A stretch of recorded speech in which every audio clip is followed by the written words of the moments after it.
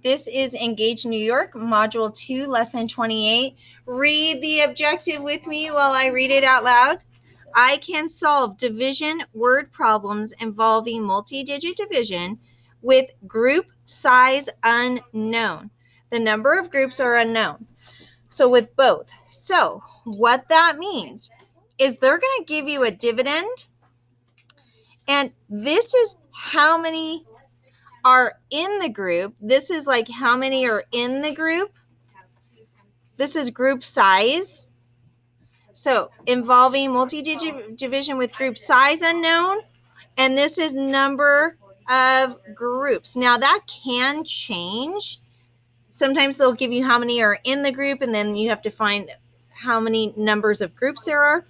But generally speaking, when you think of multiplication and division, you think of the word array, and you learned the idea of an array in 3rd grade. Bless you.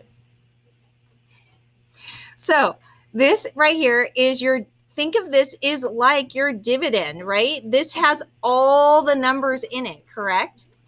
But sometimes you have the number of groups out here, correct? So that might be like 5 times, and then how many are in the group? Maybe 7. So 7 times 5, your answer would be 35, right? Now, if you're missing, okay, so in an array, if you remember, like you would have 1, 2, 3, 4, 5 this way, and 7 this way. 1, 2, 3, 4, 5, 6, 7. So remember, if you had 5 groups of 7, you have 35, right? Going back to what we know. We already know these things. This we learned in 3rd grade. You learned an array. Now, if you remember the area model that we studied when we were studying multiplication, remember? And we were using the area model to solve for multiplication, right? We were decomposing the number into, like, if you had the number 85, we decomposed it to 80 and 5, right? And then possibly multiplied it by 3 or what have you. And then we did it into smaller parts and then added up the parts to get the multiplication, right? Yeah. This comes from knowing this. So you learned this in 3rd grade, and everything is spiraling and connecting. So your ability to connect the idea of an array to an area model should not be that much of a stretch. You should see that this is really an array. Okay, this format, this structure is called an array. This is called the area model. Now, what do we know about solving for area? An area is the inside of something, right? Area is equal to, so length times width. Here's the length times the width. So all of this should be connecting together. All of your knowledge should be coming together, right? Now, when we divide, we're taking a group and breaking it into either like number of groups or we have a number of groups and we're trying to figure out how many are inside of a group, right? So when you're working with division, you're taking a big total. You're taking a total and you're either going to divide it into number of groups or you're going to divide it into how many are in the group. And these two can change just depending on what they've given you in the problem, correct? How many in group. Now, sometimes they'll give you how many are in the group, and you have to figure out number of groups. So now, and remember, multiplication is the inverse operation of what operation? What's the inverse operation of multiplication? It's division. You're absolutely correct. So if you're moving in one direction with multiplication, you're just moving in the opposite direction for division.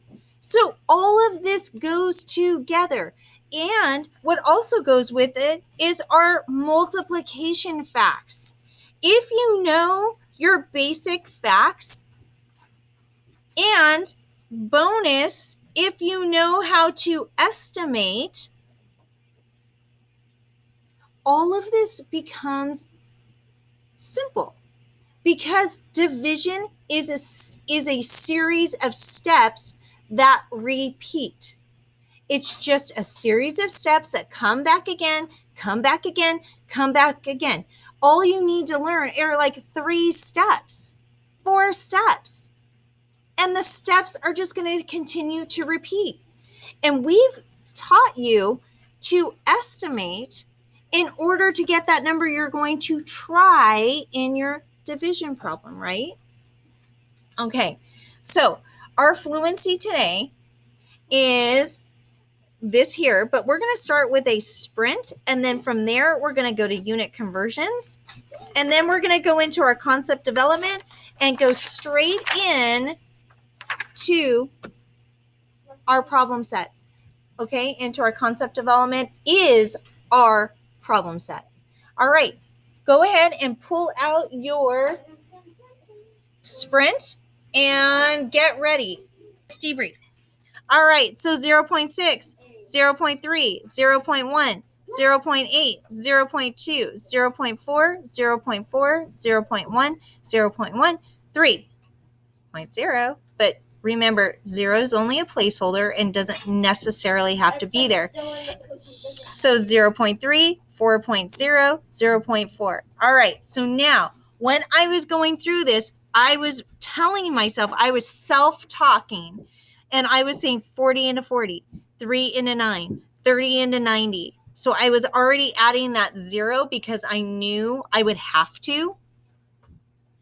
And so it made the process a little bit faster, but I was self-talking to myself. All right, going on part B. Are you guys ready? Pencils up. Yeah. 1, 2, Scooby. Hold on. She's recording.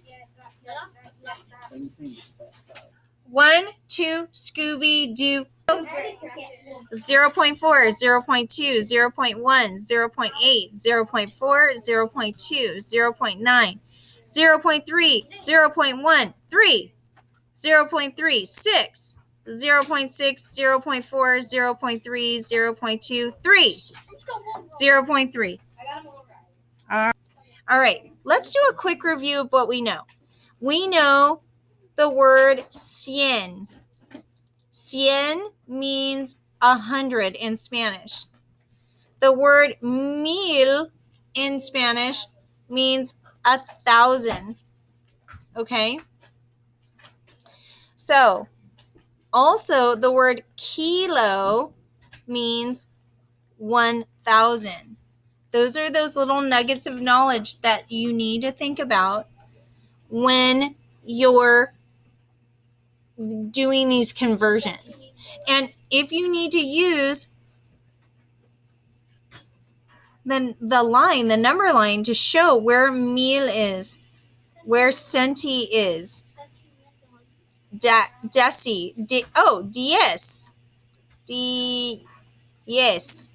is 10, right? So then we have, so this is going to be either liter, meter, gram. Is okay, over here is your kilo. Now, let's think about this for a second. Megan? Okay, let's think about this. When I have a gigantic Mrs. Keene, and I'm going to go from a gigantic Mrs. Keene to a mini Mrs. Keen. There's going to be a lot of mini Mrs. Keens. So my number, there's only 1 kilogram of Mrs. Keen. But if I want to just convert kilos to grams, it's going to take a lot of little Mrs. Keens to fit into 1 Mrs. Keen, right? All right. So as you go from a larger unit to a smaller unit, your number gets bigger. When you're going from a smaller unit to a bigger unit, your number gets smaller.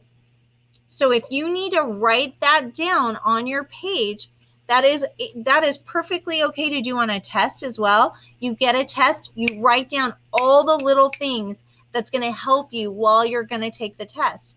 You can't obviously pull out a sheet, but if you have something in your head, you can write it down on your test. Like these little things, if that helps you, you write it down. Write down what's going to help you, okay?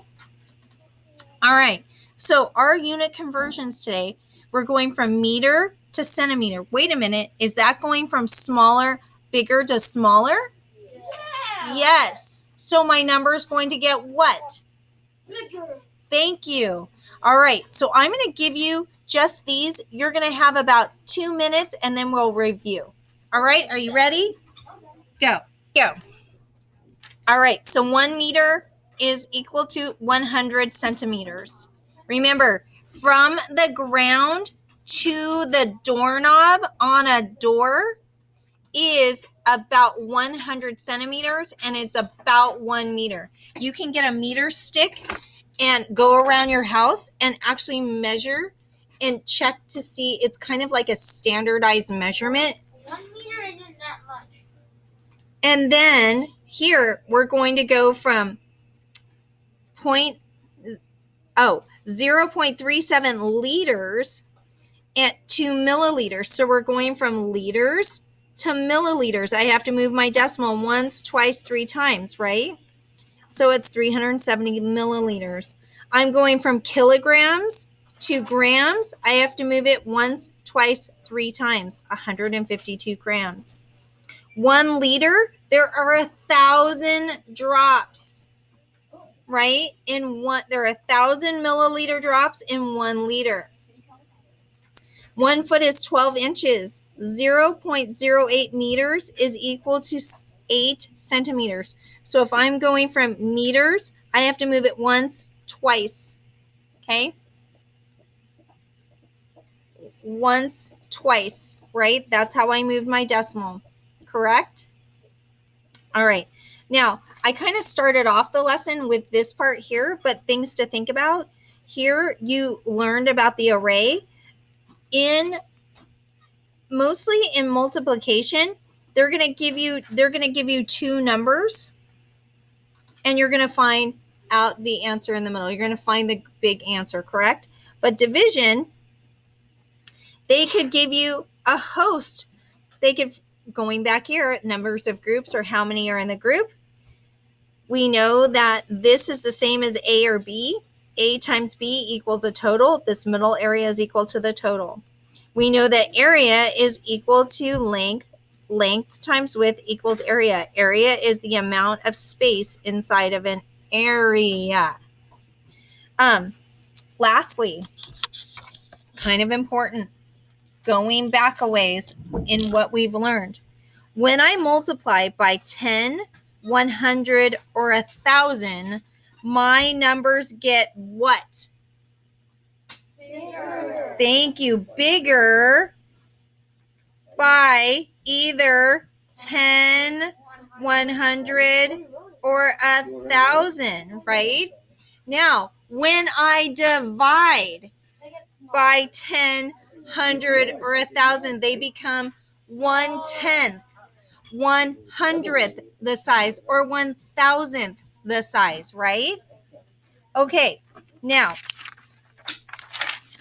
I'm going to take a moment and I want you to write a problem of your own to see if you can make problems that make sense. and can figure out what parts are missing or what needs to be solved. Okay, so let me give you an example. Jaylene has 432 BTS cards. And she wants to divide up. She's kind of over BTS right now. She's having like a breakup session with her BTS. And so she's going to divide them equally between her sister Jocelyn and maybe Wendy and Donna. So some friends in the neighborhood.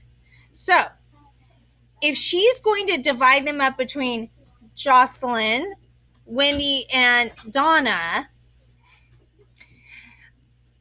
how many will each person get? So in that question I just asked you, what am I asking you to solve for? Are you trying to figure out how many groups or how many are in that group? How many groups or how many in the group?